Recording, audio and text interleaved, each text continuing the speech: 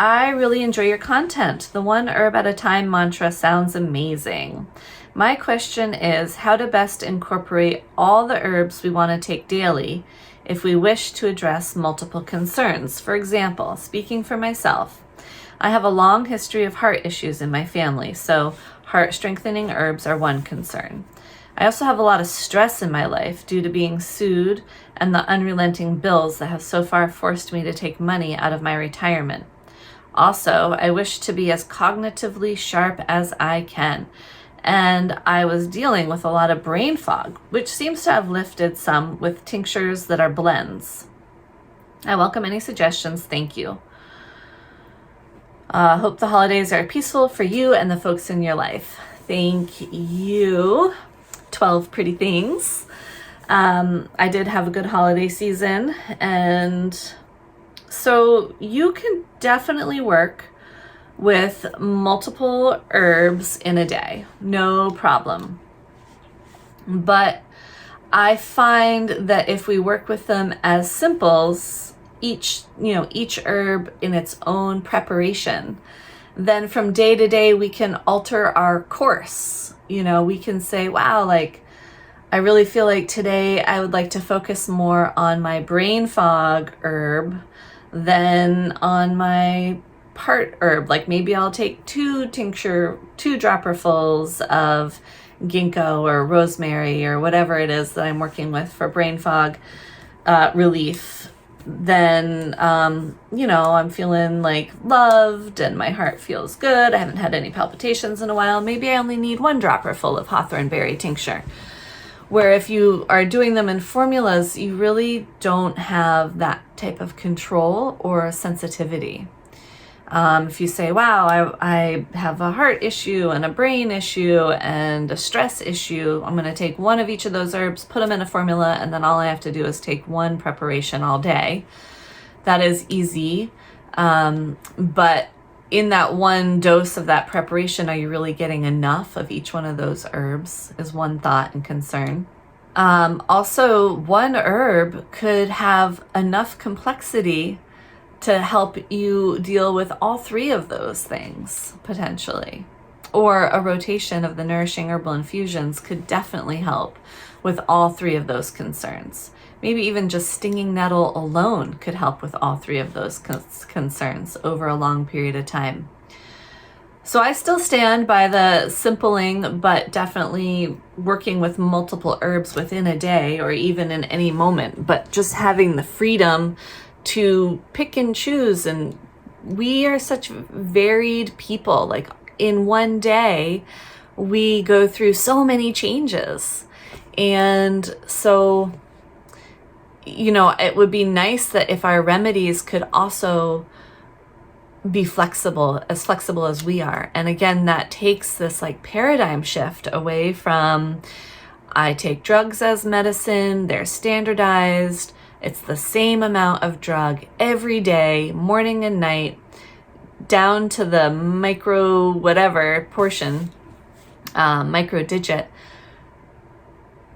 But we aren't like that as humans. We aren't the same every day and every moment. And the beauty of herbs is that neither are they, nor do they have to be.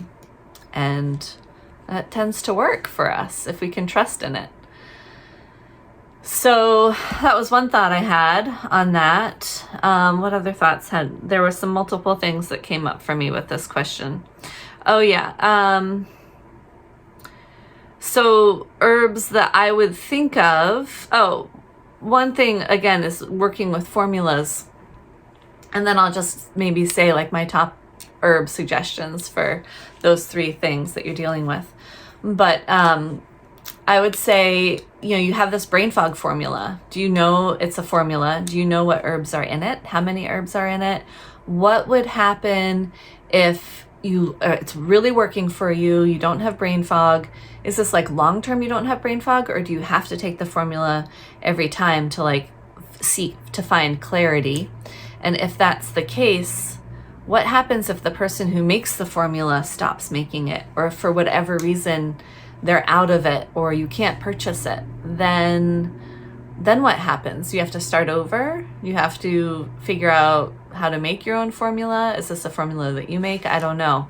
But this is one thing around the whole concept of when we go out and we purchase a formula and start taking it, and sure, maybe it works great, but we are now beholden to not only that formula that we don't know exactly what it is or how to make it.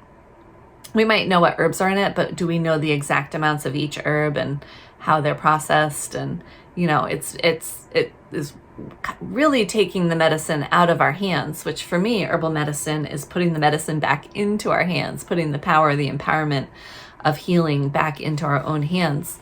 And so if you no longer have that formula available to you, then you have to start over. But if you are working specifically with 1 or 2 herbs within that formula, say that formula has rosemary and ginkgo biloba in it, and you have 2 tinctures, one of rosemary and one of ginkgo, then you are all set. The power is in your hands. And not only is the power in your hands, but now you can tell your friends and families, wow, I've been working with these herbs and my brain fog has totally cleared. And they can ask, well, what herbs? It's like, well, I have a tincture of rosemary and a tincture of ginkgo, and I just kind of go with my intuition as far as what to take when and how it feels based on listening to my body and how I'm responding to these herbs. That your family can be like, oh, I can go out and easily get a tincture of rosemary and a tincture of ginkgo. Great, we'll go do that. And we'll do it ourselves. And then that puts the power in their hands. But then if instead you have this brain fog formula that's by a certain company that you get at a certain store or a certain online place, and they say, and your friends are like, oh, I've got brain fog. Oh, I have this like perfect remedy for you. And they're like, oh, what is it? Oh, it's called Brain Ease or whatever. And it's by this company. And they'll go, okay, well, I guess I'll go get that. But now they're more removed from what the herbs are and what the remedy is. Now it's just a formula that they purchase. It's not rosemary, So I want to bring it back to it being rosemary, which is one herb that I would consider working with for brain fog relief, and then stress relief, the adaptogens, nettle, like seriously, just working through the 5 main herbal infusions would be so beneficial. Schizandra berry has been my go-to for stress lately, as a tincture, as an infusion. And hawthorn is great. Hawthorn is great for the heart, and hawthorn also is great for the nervous system in dealing with stress. And it's also really beneficial for brain functioning, because basically hawthorn improves blood circulation throughout the whole body, and so it helps to your extremities, and it also helps with nervous system issues, because our heart and our nervous system are so closely tied together. Usually herbs that benefit the heart benefit the nervous system, and usually herbs that benefit the heart and help to bring circulation more properly to the far-reaching parts of our body tend to be beneficial for our brain function as well, because the brain and the heart and the blood flow is also really super linked together. So I hope that sheds some light on your question.